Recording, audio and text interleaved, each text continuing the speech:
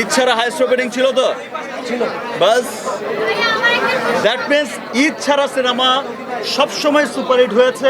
In fact আমার ক্যারিয়ারে যত সিনেমা এসেছে বিগ হিট সিনেমা, সেটা আমার প্রিয়া থেকে যতগুলো সিনেমা এসেছে, কোটি টাকার কারণ যতগুলো বিগ হিট সিনেমা এসেছে সবগুলো কিন্তু ঈদ ছাড়াই এসেছে। বিকজ ঈদে একটা কম্পিটিশন কিন্তু থাকে, অনেক সিনেমার ভিড় থাকে, কিন্তু ঈদ ছাড়া কিন্তু মানে একক সিনেমা থাকে।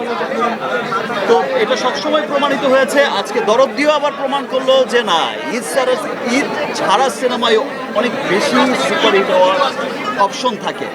দরদ আসলে খুব দরদের একটা সিনেমা। দরদ আপনারা যারাই দেখেছেন, আপনারা সকলেই দেখেছেন যে খুব বিশাল আঙ্গিকে, খুব তামঝামওয়ালা কোনো সিনেমা না, খুব বিশালত্ব এখানে নেই।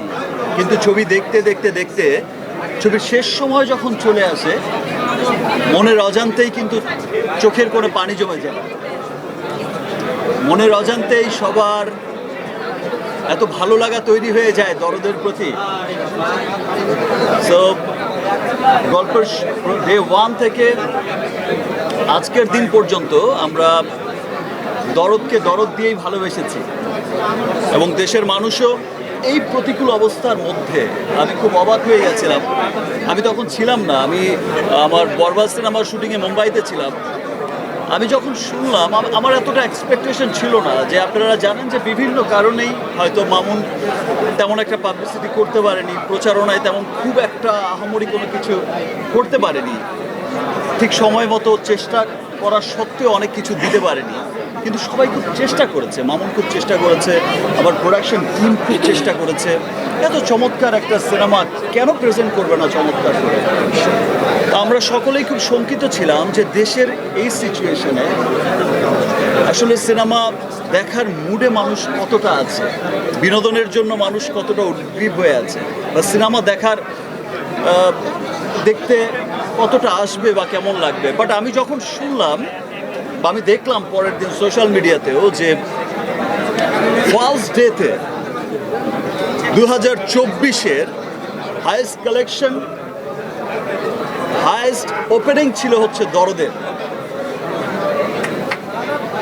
সো এই বিষয়টা কিন্তু 2024-এর হাইয়েস্ট ওপেনিং মাল্টিপ্লেক্সে ছিল দরদের, সিঙ্গেল স্ক্রিনে তো ছিল ইনশাল্লাহ। তো এটা দেখে কিন্তু মনে হয়েছে যে না, দেশের মানুষ, আমার দেশের সিনেমাকে সত্যি অনেক ভালোবাসে। আমার দেশের মানুষ আমাকে অনেক ভালোবাসে, আমার দেশের সিনেমাকে ভালোবাসে। বাংলাদেশের মানুষ যেখানেই ছড়িয়ে আছে, আমি আমেরিকার চিত্র দেখেছি, আজ মিডল ইস্টে রিলিজ হয়েছে, পৃথিবীর অনেকগুলো দেশে রিলিজ হয়েছে, সেখানকার নিউজ জেনেছি। বলেন, আপনি সবসময় বলতেন বাংলা সিনেমা আন্তর্জাতিক হয়ে যাবে, এই প্রথম মনে একসাথে বাংলা সিনেমা এত বড় আয়োজনে যে মুক্তি পেল, বাইরের রেসপন্স এবং আপনার স্বপ্ন পূরণ অনেকখানি এগিয়ে যাচ্ছে, সেটা নিয়ে কি বলবো? দেখেন, আমি স্বপ্ন দেখতাম তো আগে থেকেই। সেই স্বপ্নের পথে মূলত হাঁটা স্টার্ট হয়েছে আমার 2 বছর আগ থেকে, কোভিডের পরবর্তী। আপনারা সকলেই জানেন যে প্রিয়তমা থেকে হাঁটাটা স্টার্ট হয়েছে সেই গ্লোবাল মার্কেটের দিকে।